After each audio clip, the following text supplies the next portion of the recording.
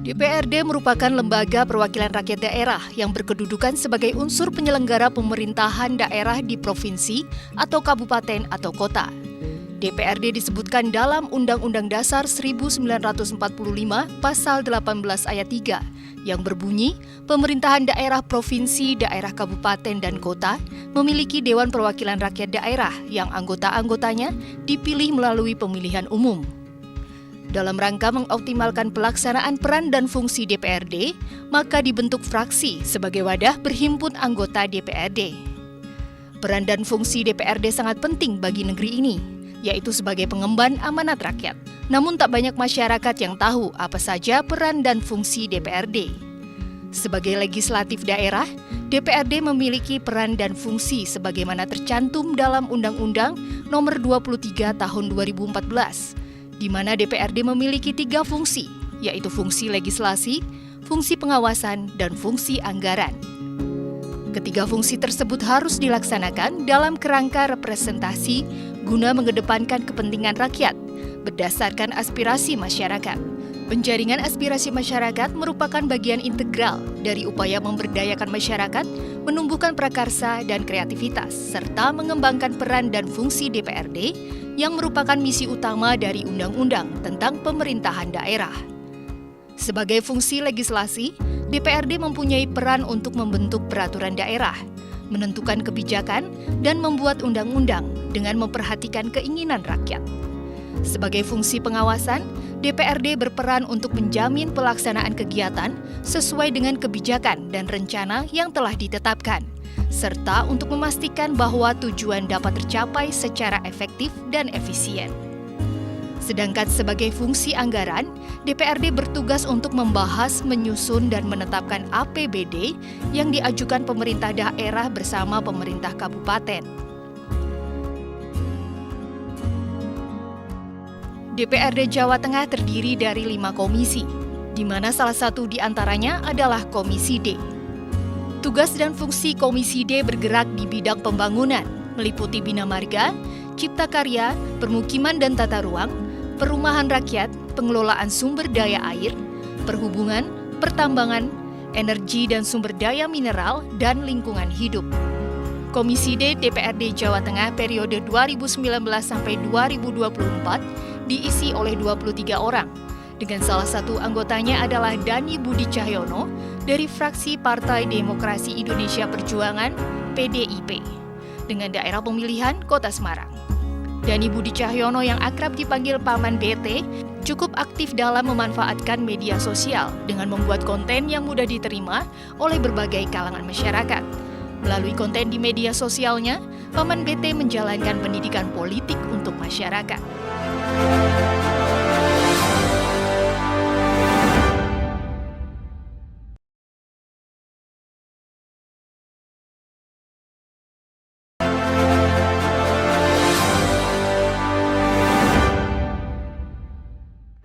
Halo, Assalamualaikum warahmatullahi wabarakatuh. Selamat pagi pemirsa, apa kabar?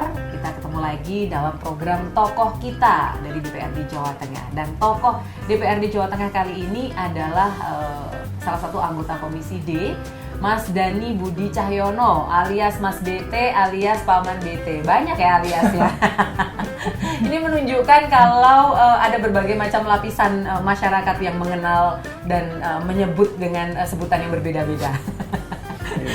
Ini dia Mas BT alias Mas Dani Budi Cahyono. Halo Mas, apa kabar?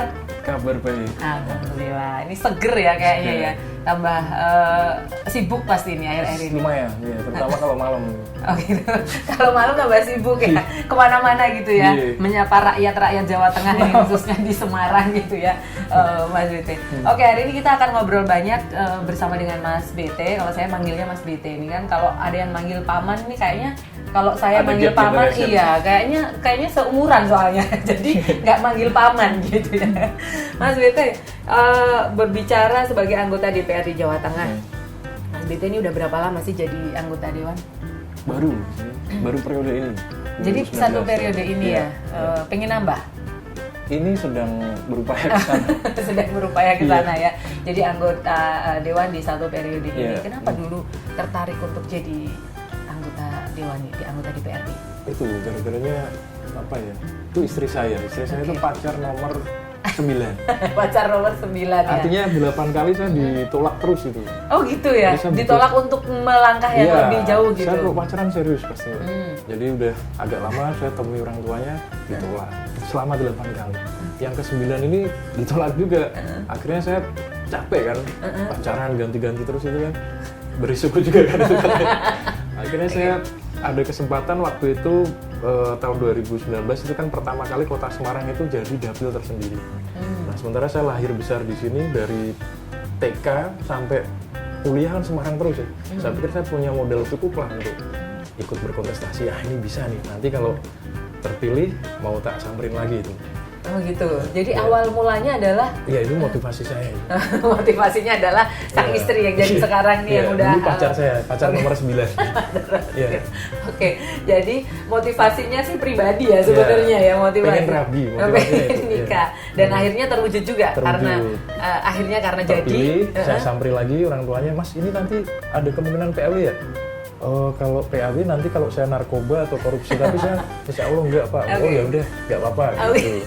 Diyakinkan dulu gitu. Oke, jadi kalau ngobrol sama Mas BT itu memang antar banyak guyonnya, santai gitu. Memang beliau ini orangnya dan itu realitanya memang begitu ya. Realitanya memang begitu. Tapi pasti kan orang ini kan nggak ujuk-ujuk tertarik gitu untuk jadi anggota dewan ini kan. Butuh pengalaman, butuh kemauan gitu, nggak tiba-tiba ujuk-ujuk ambil formulir daftar dan jadi gitu meskipun apapun itu motivasinya kan gitu.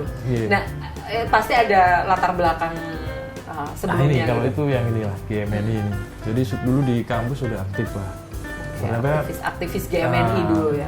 Dari zaman sekolah suka lah di organisasi itu. Di SMA saya ikut 2 organisasi, ikut PMR karena seniornya cantik-cantik. Satu lagi ikut teater, itu menyalurkan kegilaan saya waktu itu. Gitu. Terus pas kuliah ternyata organisasi itu agak lain nuansanya, lebih politis memang di kampus itu. Nah, di GMN ini saya pikir awalnya ya organisasi lah, nggak berbeda dengan PMR waktu itu atau teater gitu. Ternyata lain, ada banyak indoktrinasi lah begitu. Akhirnya lama kelamaan ya tertarik gitu. Secara dipikir-pikir ini make sense juga nih, boleh lah. Nah, begitu sudah aktif di sana, banyak senior-senior yang ternyata aktif di politik. Awal-awal bantu-bantu sih, Mbak. Saya pertama kali masuk ke partai politik 2006. 2006? Ya, artinya 7 tahun setelah saya ikut GMNI. 2006 itu bantuin senior, Mas Daryatmo Mardianto, karena beliau terpilih menjadi Ketua DPP Bidang Informasi dan Komunikasi. Saya pengurus di level Jawa Tengah, beliaunya di DPP. Gitu. 2009 saya bantuin beliau untuk pencalekan di DPR RI. Alhamdulillah terpilih waktu itu dari dapil sebelah. Masih levelnya masih bantu-bantu lah dulu sebagai partisipan gitu, kontestan itu di kemarin 2019. Karena sebelum ini dapilnya tuh luas sekali. Jadi Kota Semarang, Kabupaten yang Jateng 1 ini. Kota Semarang, Kabupaten Semarang, Kendal, Salatiga. Saya pikir itu butuh sumber daya yang agak lebih lah untuk ke situ, dan saya nggak ada. Kalau Semarang ini masih bisa lah itu. Paling kan Mangkang sampai Genuk itu segitu doang. Jadi dulu waktu masih Jateng 1 itu masih cukup luas, belum ada keberanian ya, belum ada. Tapi kalau bantu-bantu iya gitu. Tapi kalau maju sendiri masih belum berani lah.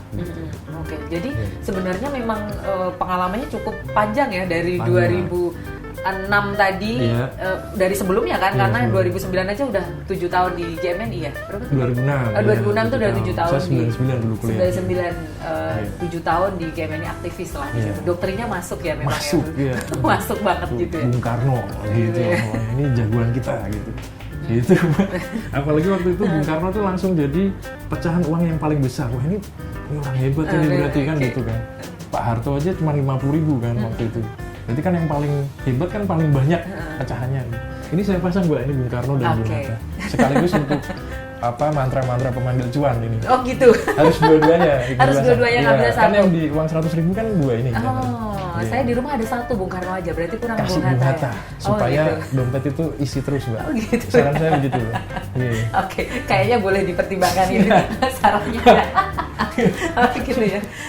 Nah, prosesnya kan cukup panjang gitu di GMNI.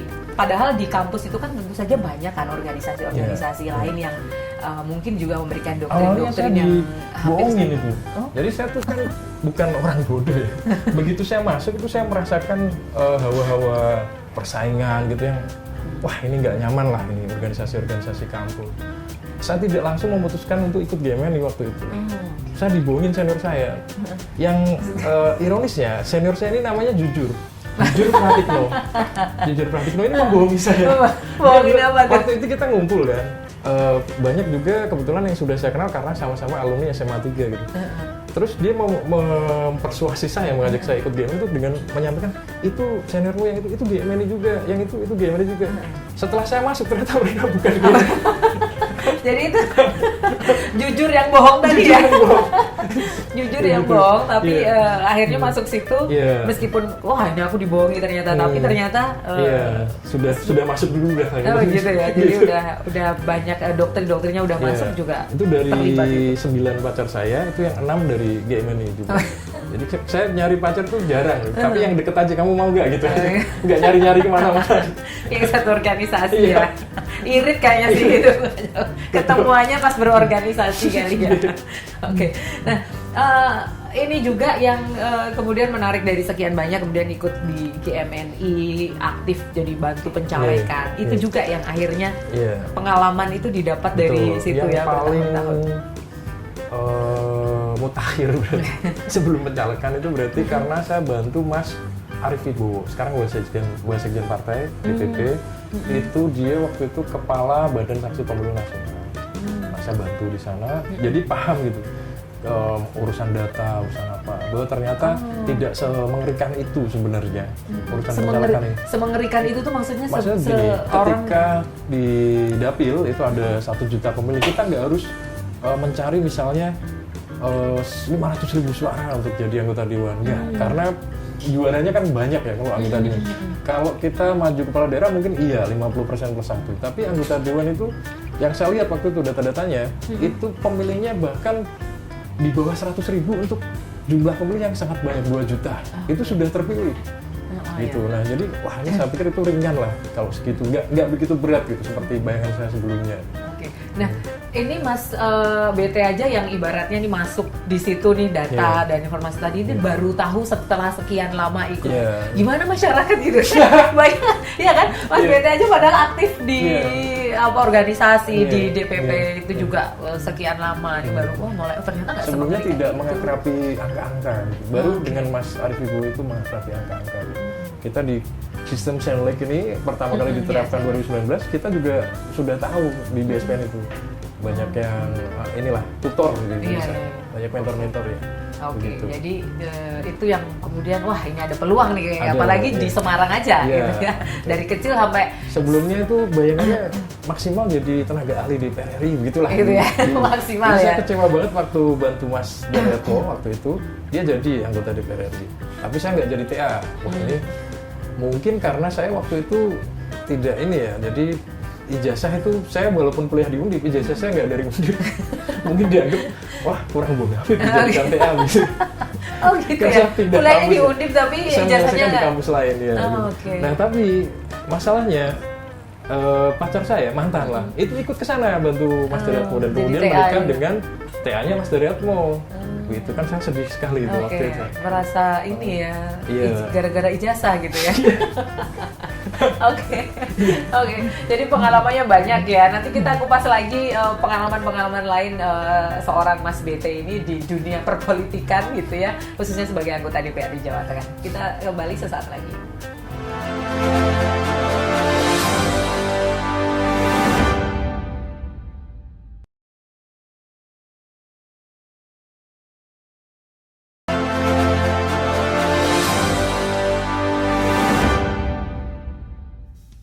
Ya, masih bersama kami di Tokoh Kita DPRD Jawa Tengah dan juga masih bersama dengan Mas Dhani Budi Cahyono alias Mas BT ya. Oke, tadi sudah diceritakan gitu awal mula kemudian terjun di dunia politik lah ya sebagai anggota DPRD. Panjang ceritanya. Sebenarnya kalau mau diceritain lebih detail lagi kayaknya bisa sampai pemilihan nanti ya.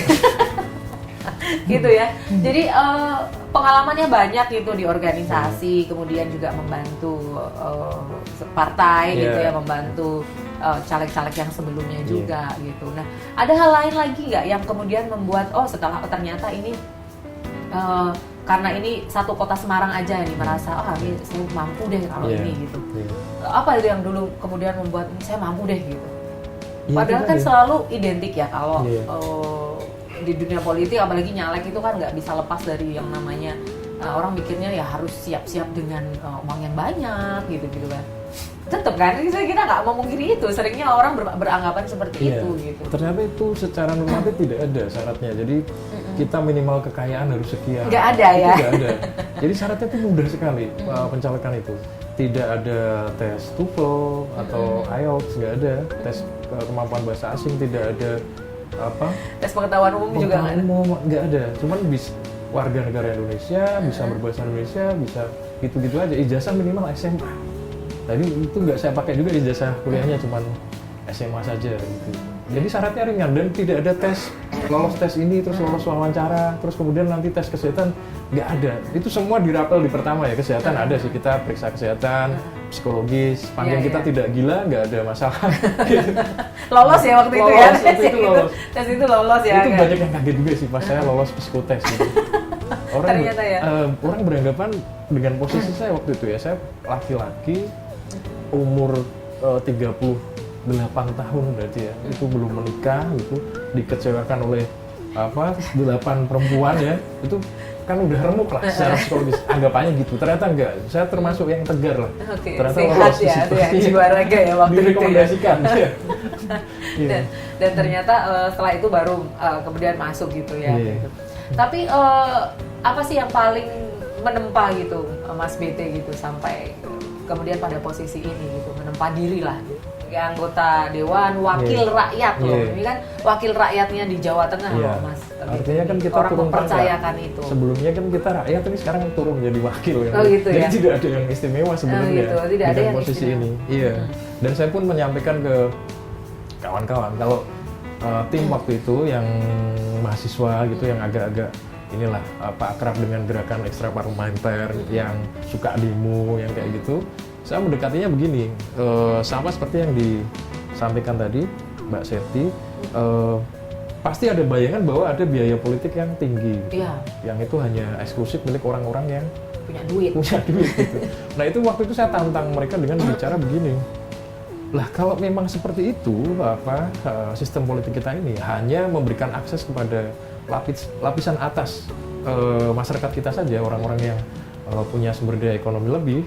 Nah ini berarti kan harusnya dikoreksi, karena semua warga negara harusnya kan punya akses, harusnya bisa bicara, bisa terwakili, bisa menjadi wakil dan lain sebagainya. Saya bilang gitu. Artinya sistem ini nggak benar dong, harus dikoreksi, saya bilang gitu. Tapi sebelum kita koreksi, kita coba dulu nih. Saya tak maju, nggak pakai money politik, nggak punya duit banyak, bisa nggak jadi ya begitu. Mereka tertarik, kan ikut. Dan jadi gitu ya. Terus jadi, bener ini berarti. Gitu, ternyata masih bisa. Kalau money politik tuh berarti bisa dikatakan mitos lah berarti. Kan kita itu tadi kan dengan bekal pengetahuan tidak sebanyak itu orang harus memilih kita. Kalau misalnya kita dipaksa untuk melakukan money politik, ya tinggal kita geser aja ke pemilih yang lain. Calon pemilih yang lain, kan masyarakat pemilih kan banyak gitu. Iya, artinya masih banyak orang baik juga nih di Semarang ini. Buktinya saya jadi. Jadi itu juga salah satu bahwa ini terbukti gitu loh. Iya. Tapi terbukti. ini nggak sih, maksudnya 1 dibanding sekian nggak sih gitu? Awalnya saya gitu. Saya pertama kali masuk di sini, tangan saya nggak bisa kayak gini. Ini selalu goyang, tremor. Sampai itu saya nggak mau kalau misalnya teman lagi kunjungan bareng gitu, foto minta tolong difotoin, saya nggak mau. Karena nanti hasilnya pasti blur. Oh gitu. Iya, saya pernah kunjungan yang mengharuskan saya di Bandara Soekarno-Hatta, terus berpindah terminal. Kan ada tuh bis yang antar terminal dari terminal 1 ke terminal 2 gitu. Mau naik itu kan harus pakai QRIS ya. Terus nggak bisa nyaut itunya QRIS-nya di HP saya. Karena kan getar ya, jadi nggak bisa. Kita harus tenang supaya kebaca. Itu lama saya, hampir 3 tahun lah saya. Jadi dari 4 tahun sekarang itu, jadi 3 tahunnya itu saya tremor. Secara psikis itu ya takut lah, merasa nggak nyaman di lingkungan ini, merasa merasa saya tuh unik gitu ya. Jadi saya paling miskin lah di sini. Enggak juga ternyata. Hampir separuh-separuh lah mungkin ya, dengan latar belakang yang memang punya privilege dan yang memperjuangkan privilege itu. Misalnya di level pimpinan ya, Mas Ferry itu kan juga alumni HMI, dari Pak awal Firman ya. dulu kan di Sastra Undip bagaimana kan sepak terjangnya. Istri saya tuh termasuk juniornya, istri saya kan di FIB dulu Sastra kan. Terus siapa lagi, banyak lah yang aktivis itu. Pak Heri Londo itu juga dari Fisip Undip dulu kan aktivis juga GMNI. Jadi yang berjuang untuk privilege itu juga ada harapan gitu. Setelah mengalami di dekat dengan teman-teman baru tahu latar belakangnya, akhirnya saya perasaan itu hilang dengan sendirinya. Saya tidak unik. Mereka ini dulu juga berjuang gitu kan. Berjuang untuk dirinya sendiri dan untuk masyarakat gitu kan. Oke. Jadi sebelumnya itu karena ada rasa nggak percaya diri gitu ya? Iya. Saya pikir saya itu unik. Enggak juga. Banyak yang latar belakangnya ya mirip-mirip lah. Berjuang gitu. bener-bener dari awal, dari nol gitu ya. Yeah. Oke, tapi kan berarti ini PR-nya adalah tidak banyak orang yang tahu bahwa ini loh politikus itu dimulai benar-benar dari perjuangan dari titik nolnya gitu. Orang kan taunya udah jadi gitu kan. Nah ini mungkin banyak yang harus diinformasikan ke masyarakat gitu. Iya, harusnya. Di sini saya sekarang sangat terbuka sekali. Mungkin di antara ruangan di lantai ini yang paling banyak untuk magang itu di sini. Oke, yang paling hidup sih ruangannya aku lihat. Banyak barangnya gitu. Setiap kali habis magang selalu saya tanyain gitu. Bagaimana pandangan kamu sesudah kamu magang terhadap anggota dewan? Ada yang berubah nggak? Kalau mereka susah ngomong, akhirnya saya tanya, menurutmu anggota dewan itu manusia yang berbeda dari yang lain atau enggak gitu? Saya arahkan supaya kita itu sebenarnya sama gitu. Kalian tuh juga punya kans gitu untuk kesini. Kita bukan orang yang hebat-hebat, punya kemampuan retorika yang di atas rata-rata, enggak juga gitu. Kita orang, karena kita wakil dari masyarakat, cerminan dari masyarakat itu hampir semua ada gitu. Yang muda banget, yang tua banget, yang laki, yang perempuan, yang dan lain sebagainya begitu. Nah itu cara saya sih untuk supaya ya mengkampanyekan itu. Ayo lah, ini untuk semua orang gitu. Dan hasilnya lumayan. Ada yang banyak yang memang jadi berubah gitu pandangannya gitu. Tagline ini sing penting yakin ini. Nah, ini nih sing penting itu yakin. kalau jenengan coba mengamati lah caleg-caleg banyak yang pakai sekarang. Oh gitu. Bahkan bukan cuma di internal PDI Perjuangan, ada yang dari lain gitu karena tahu kisah ini gitu. Oh gitu ya. Jadi sing penting yakin ini sekarang sudah diduplikasi oleh banyak yang lain ya. Betul. Tapi belum dipatenkan ini. Wah, ini kan ya kata-kata bahasa Indonesia sederhana yang semua orang berhak. Bahasa Jawa ini singnya ya kan, kombinasi. Iya. Okay. Ini dulu idenya malah lucu lagi. Dulu itu ada salah satu armada bis dari Jawa Timur itu yang dikenal tuh ugal-ugalan gitu. Kita tuh nggak boleh kedip katanya. Karena kalau kita kedip nanti kelewatan dari tujuan kita katanya. Saking kencengnya, dan dia itu punya tagline sing penting yakin insya Allah alangan bakal minggir. Jadi dia tuh ambilnya kanan terus. Gitu. Kanan terus. Jadi yang bisa mikir tuh yang di sebelah kanan. Jadi ada gambarnya tuh, ada meme-nya gitu ya. Motor tuh sampai nyebur ke sawah gitu karena menghindari bis itu. Gitu. Oh gitu. Jadi yang pertama kali terkenal istilah itu dari situ sebenarnya. Jadi ngambilnya dari situ sebenarnya juga. Sesudah itu berkembang sering dipakai sing penting yakin itu ada misalnya jalan berlubang. Terus pas hujan gitu ada genangan terus orang pakai pancingan gitu nunggu dapat ikan di situ. Tagline-nya nanti sing penting yakin. Ganteng juga enggak ya kan. Tajir enggak ya kan. Yang penting yakin, dan itu modal yang ternyata berhasil loh Pak. Oke, nanti kita lanjutkan lagi obrolan kita. Pemirsa jangan kemana-mana, tetap bersama kami dalam Tokoh Kita.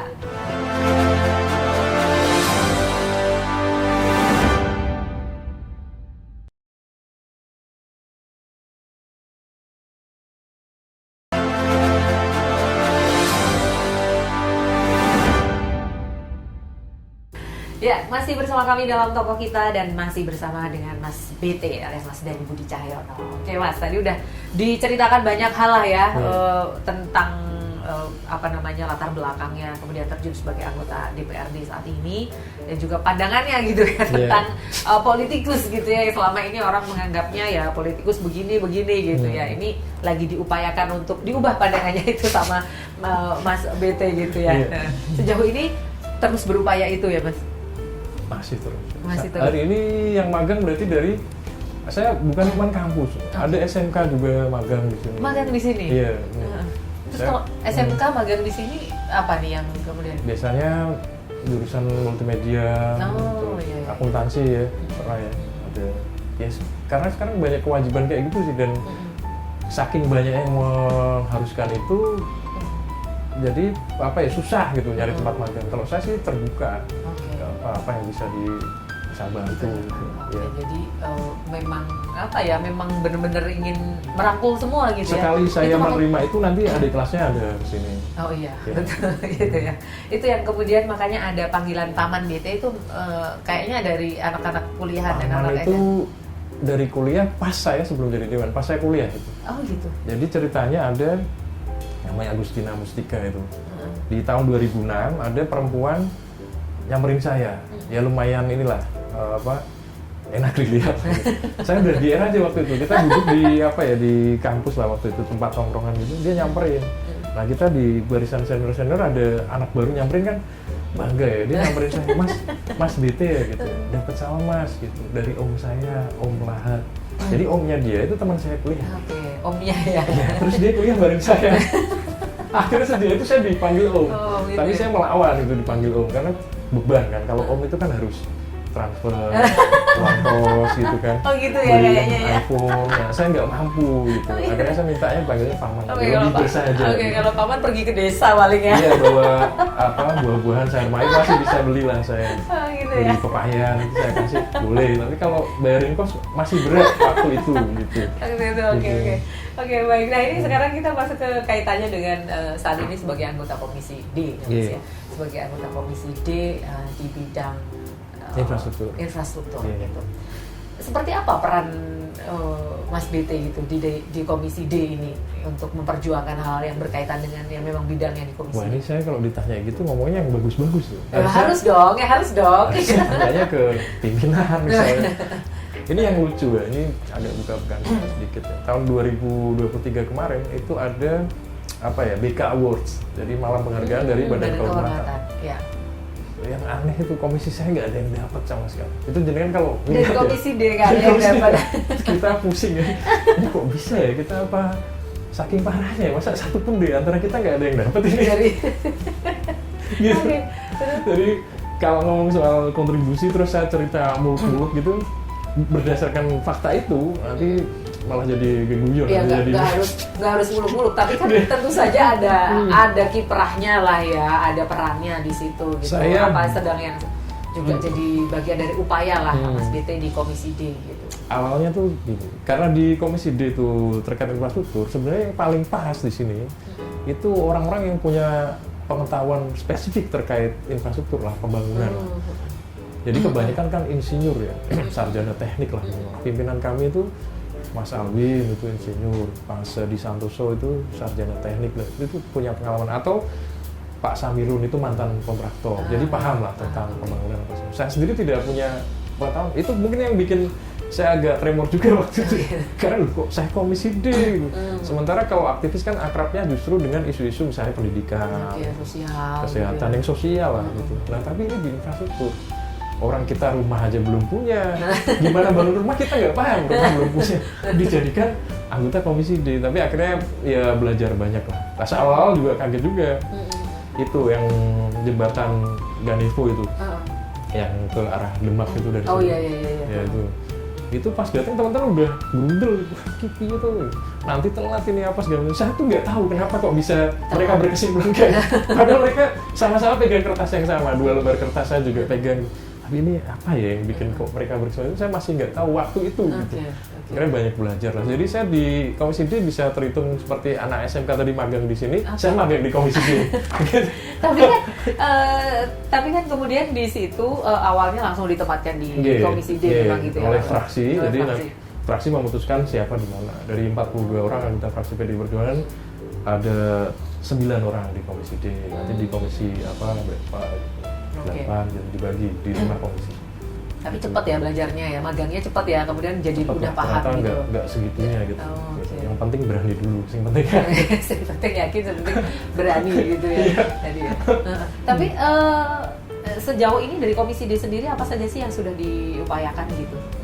Dari perdanya, dari Ini yang jadi PR anggaran. sebenarnya. Itu yang kalau yang saya amati ya, sudah 4 tahun ini, itu kondisi pengairan yang paling parah ya. Kalau yang di depan rumah itu relatif beres lah, istilah kami lah di Komisi D. Jadi jalan apa segala macam itu relatif jauh lebih baik. Tapi kondisi pengairan kita sebenarnya banyak yang perlu diperhatikan. Oke, contohnya? Jadi lebih banyak yang rusak daripada yang baik. Itu 20%-nya saja baik, angka terakhir ya. 80%-nya itu rusak ringan. Ada rusak ringan, ada rusak sedang. Kalau rusak berat itu pasti langsung dibenerin karena berat. Ya. Karena Gitu. ringan justru malah tidak Ya, jadi. jadi memang infrastruktur ini ada level ini ya kewenangan. Nah kita itu kalau di provinsi itu berarti sekunder, saluran air yang sekunder yang tingkat 2 lah. Yang primernya urusan pemerintah pusat, waduk, apa segala macam. Nanti yang tersier itu urusan kabupaten. Ada pembagian seperti itu. Oke, yang sekunder tuh kayak contohnya kalau di Jateng ini apa nih? Pengairan apa? Iya pengairan yang sekunder. Maksudnya gitu. di mana gitu? Kayak contohnya apa? Di Semarang ini susah ya. Semarang. Jadi saya itu di Komisi D ini, misalnya urusan pengairan ini nggak ada. Urusan jalan ya, jalan provinsi itu di Kota Semarang ini hanya satu ruas saja, Jalan Mojopahit itu. Dari simpang Lamper apa sampai ke Penggalan sana. Cuman itu saja. Selain itu jalan nasional atau jalan kota. Kayak gitu. Memang susah ya di sini. Kayak bedah rumah. Ada kita itu RTLH. Kita ada ya bansos lah untuk membenahi rumah gitu dari provinsi. Tapi menyalurkannya itu lewat rekening desa. Nah karena Kota Semarang ini kota kan nggak ada desa. Jadi kita nggak dapat gitu. Oh gitu. Nggak dapat. Cuman alhamdulillah di tingkat nasional kan juga ada namanya lain lah, BSPS itu, bantuan stimulan perumahan swadaya. Jadi itu yang lebih banyak beredar di kota-kota. Oke. Nah seharusnya kayak gimana kalau menurut Mas BT gitu terkait dengan hal ini kan ada kemudian jadi kendala nggak bisa karena ke Kota Semarang nggak ada desanya. Nah akhirnya kita tinggal mensinergi karena antar tingkatan saja gitu. Jadi untungnya di sini ada anggota DPRD yang di bidang yang sama. Kalau di DPRD itu Komisi 5 yang mirip dengan Komisi D di DPRD provinsi, begitu. Oke. Gitu. Tapi itu sampai sekarang ini berarti bisa clear gitu ya? Maksudnya ya disinergikan itu? Iya, tinggal disinergikan. Oke. Jadi lumayan banyak juga yang diturunkan dari sana. Ya dari pusat ya. Iya. Ada nggak sih maksudnya kan kadang-kadang nih Mas kalau jadi anggota dewan tuh ya mau datang kemana aja nih rakyatnya itu taunya pokoknya ini rusak ini harusnya anggota dewan. Iya. Padahal anggota dewan tuh mau dia komisi A, B, C, D mereka nggak ngerti gitu. Pokoknya wakil rakyat gitu. Iya, itu yang menarik ya. Jadi kalau dari sini tuh PU Bina Marga itu bagus. Mereka bikin aplikasi namanya Jalan Cantik. Nah masyarakat kan nggak tahu ya jalan ini jalan kewenangan kota, kewenangan provinsi atau kewenangan pusat kan nggak tahu. Tapi semua bisa dilaporkan ke situ. Nanti mereka yang menindaklanjuti. Memilah gitu ya. Iya, yang ini mana. mendispose kemana gitu. Bagus itu. Jadi masyarakat memang susah kalau dikasih tahu seperti itu ya nggak mau tahu lah. Taunya ini layanan publik yang mereka harus dapatkan. Nggak tahu siapa yang berkewenangan untuk urus itu kan. Gitu. Jadi ya wajar-wajar aja sebenarnya kalau masyarakat seperti itu gitu ya. Gitu. Tugasnya memang tugasnya pemerintah, tugasnya wakil rakyat juga untuk mengkomunikasikan itu. Oke, nanti kita akan lanjutkan, kita harus break terlebih dahulu. Pemirsa jangan kemana-mana, tetap bersama kami dalam Talk Kita.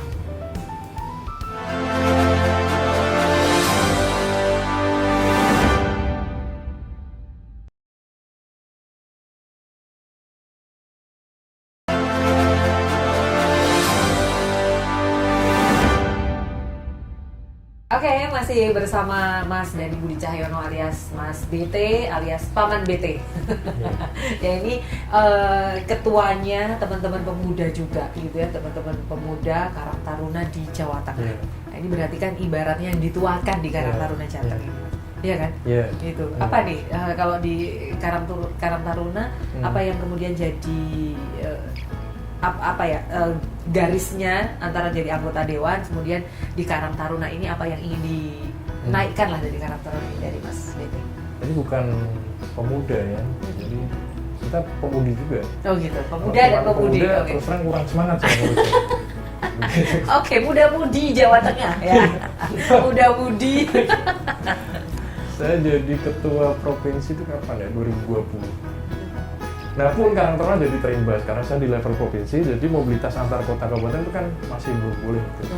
Sehingga terus terang kalau bicara capaian selama saya memimpin ini agak kurang lah sebenarnya Karang Taruna provinsi. Banyak yang mengeluhkan gitu. Maksudnya dibanding Mas Dede dari Permana. Mas Dede itu ketua sebelum saya. Jadi saya suksesornya beliau.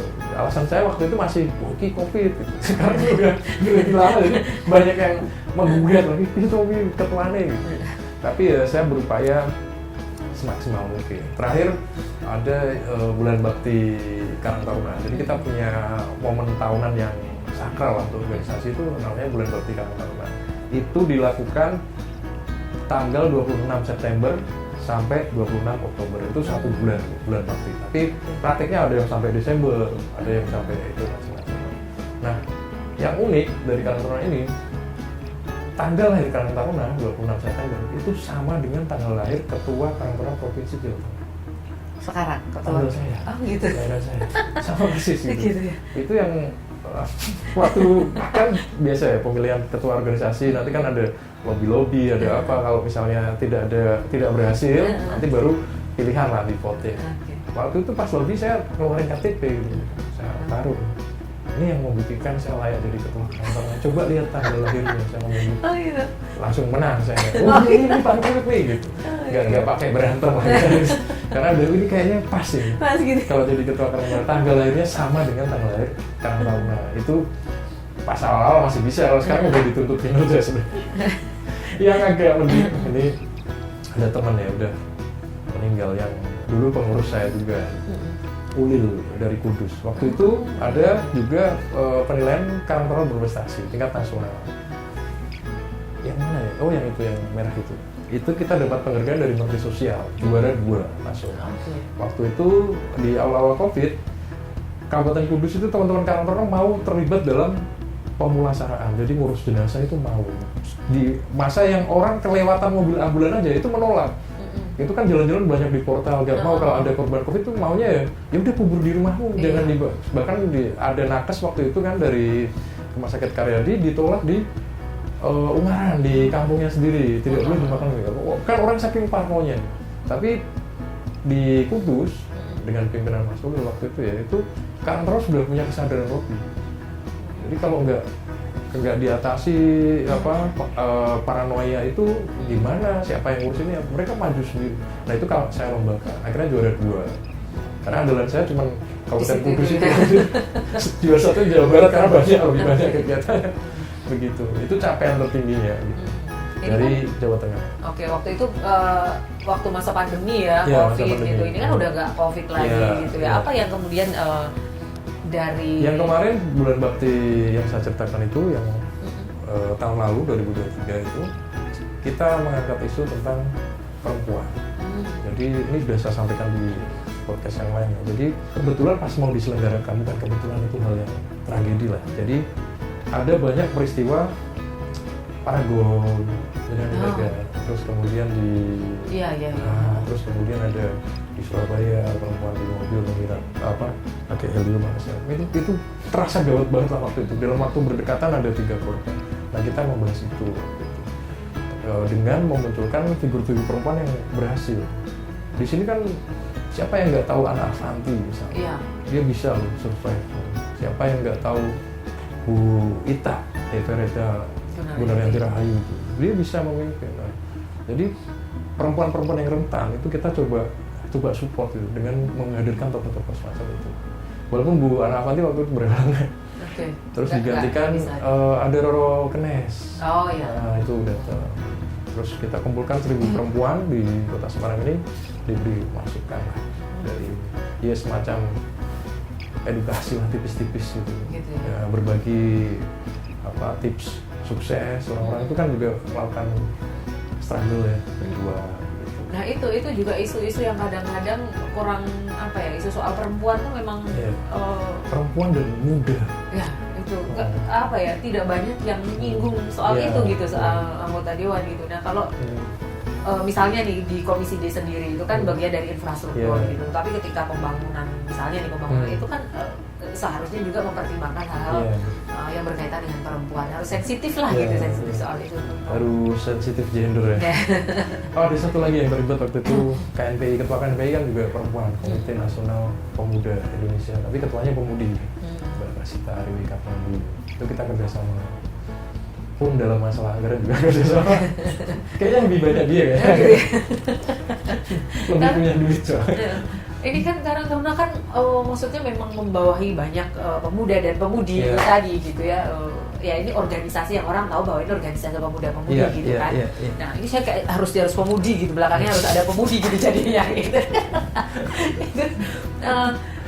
Apa yang kalau kaitannya dengan politik yang mungkin bisa diintervensi di situ atau yang bisa memberikan pemahaman yang lebih gitu lewat Karang Taruna ini tentang politik? Karang Taruna itu dia pilar sosial, jadi kita itu menginduk, jadi ini organisasi plat merah sebenarnya, karena kita ini mitra dari Dinas Sosial, Kementerian Sosial gitu. Jadi di tingkat pusat dengan Menteri Sosial, di sini dengan Dinas Sosial gitu. Jadi fokusnya memang pengentasan permasalahan sosial. Permasalahan sosial gitu ya, di lingkungan-lingkungan terdekat gitu. Jadi lebih terarah. Bahwa politik itu kan yang membuat kebijakan gitu kaitannya dengan isu-isu sosial, kaitannya dengan isu-isu kemiskinan dan sebagainya kan juga kalau ditarik kan ya tergantung kebijakan yang dibuat kan kita gitu. Jadi kayak instrumen sih, perkakas sih, alat negara juga gitu. Sama seperti KPPS ya. Iya. Kita alat negara yang diistilahkan tuh dalam nomenklatur itu sumber kesejahteraan sosial, PSKS, potensi sumber. Kita itu gitu Karang Taruna ini. Jadi harapannya kalau Karang Taruna itu maju di suatu daerah, itu juga keterlibatannya dalam permasalahan kerawanan sosial apa segala itu juga banyak, dengan sendirinya membantu tugas-tugas dari pemerintah gitu. Oke, baik. Ini karena waktu kita terbatas juga, gitu ya. Ini sudah di segmen terakhir dan kita harus tutup. Ini saya mau Mas BT memberikan pesan lah untuk masyarakat, khususnya pemuda-pemudi, karena ini Mas BT ini sekarang juga menjadi salah satu yang menginspirasi gitu, menginspirasi pemuda-pemudi di Jawa Tengah ini khususnya gitu kan, di bidang perpolitikan. Kalau kita baca artikel-artikel YouTube Siwar ini, Mas BT ini cukup terkenal, apalagi kemarin viral ya gara-gara video di TikTok itu gitu kan. Monggo Mas, silakan Mas. Politik itu sesimpel itu sebenarnya. Kamu kok bisa sekolah masuk jam 7, pulang jam 1, itu keputusan politik sebenarnya gitu. Kamu kok bisa misalnya sekolah bayarnya segini, itu keputusan politik. Jadi kamu nggak mungkin keluar dari ruang politik itu. Jadi kenapa nggak kita ikut dalam aktif gitu dalam pengambilan kebijakan gitu. Caranya ya seperti itu. Dan membawa politik tidak semengerikan itu gitu ya. Gitu ya. Oke, thank you Mas BT waktunya. Mudah-mudahan sukses terus, lancar semua aktivitasnya dan tetap memberikan pemahaman-pemahaman yang keren soal politik untuk anak-anak muda lah di Jawa Tengah. Oke, terima kasih sekali lagi. Dan pemirsa, terima kasih atas perhatian Anda selama 1 jam ini bersama kami dalam Tokoh Kita. Saya Septuandari dan kru yang bertugas undur diri. Selamat pagi, sampai jumpa. Assalamualaikum warahmatullahi wabarakatuh.